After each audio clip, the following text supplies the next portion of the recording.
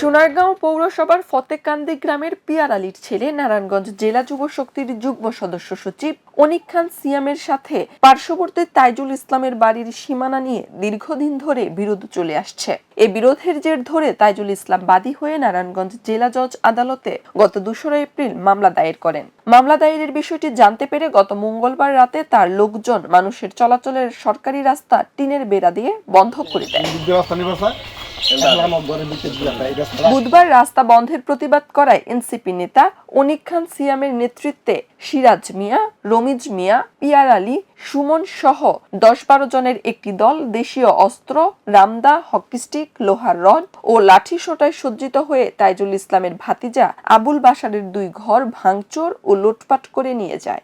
সকাল 7টা আনুমানিক 7টায় অনিকের নির্দেশে এনসিপি নেতা অনিকের নির্দেশে অনিকের চাচারা স্বাস্থ্য ভাইয়েরা মিল্লা অনিকের বনে জামাই আরো কিছু লোকজন বাড়াইতে নিয়ে আসে। আমরা ওগুলা চিনে না। আমাদের বাড়ি ঘর আমার বাতিজারে ঘর দুয়ার ভাঙ্গা আমরা গরু পালন করি। কৃষক লোক, ব্যাংক বন্ধ ছিল। ঈদের সময় গরু বেচছে আমার ভাতিজায় 5 লক্ষ টাকা। এই গরুর টাকাটা ঘরে ছিল, এই টাকাটা চিন্তাই করে নিয়ে গেছে। এরা সকালবেলা আমার ভাই ভাতিজারা তারা ঘুমস্ত অবস্থায় ছিল। এই ঘুমস্ত অবস্থায় মনে করেন হারা খালি বাড়ির মধ্যে আমাদের এই বাড়ি ঘর ভাঙ্গা দাও সেনা লইয়া ইয়া মনে করেন এই অবস্থা করে দিয়ে গেছে। এই বাতিজা বউ ছবি তুলতে লেছিল, তার মোবাইল কাইরা নিছে। পরে বাতিজা বউ গিয়া মোবাইল ধরছে, তারে থাবরা গুসা মারছে। আমরা গেলে কাছে সাবালতা তোর আবি তোকে মাথা ফাড়াইলাম ভাইরালাম। আমরা ডরে আমরা পোলা বান্ধই আমরা গরু লিয়া বয়ে রয়েছি।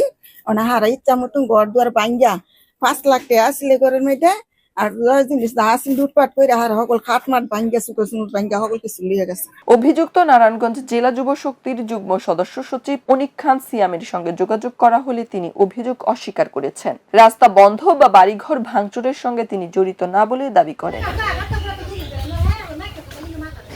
সোনারগাঁও থানার ওসি মোহাম্মদ গোলাম সারোয়ার বলেন, বুধবার সকাল 7টার দিকে 999-এ একটি পরিবার পুলিশের সহযোগিতা চেয়েছিল। ফোন পাওয়ার সঙ্গে সঙ্গে ঘটনাস্থলে গিয়ে পুলিশ পরিস্থিতি নিয়ন্ত্রণে নেয়।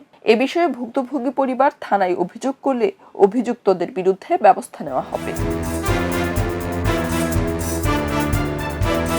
খবরের কাগজ, নিখাত, নির্ভীক, নিরপেক্ষ।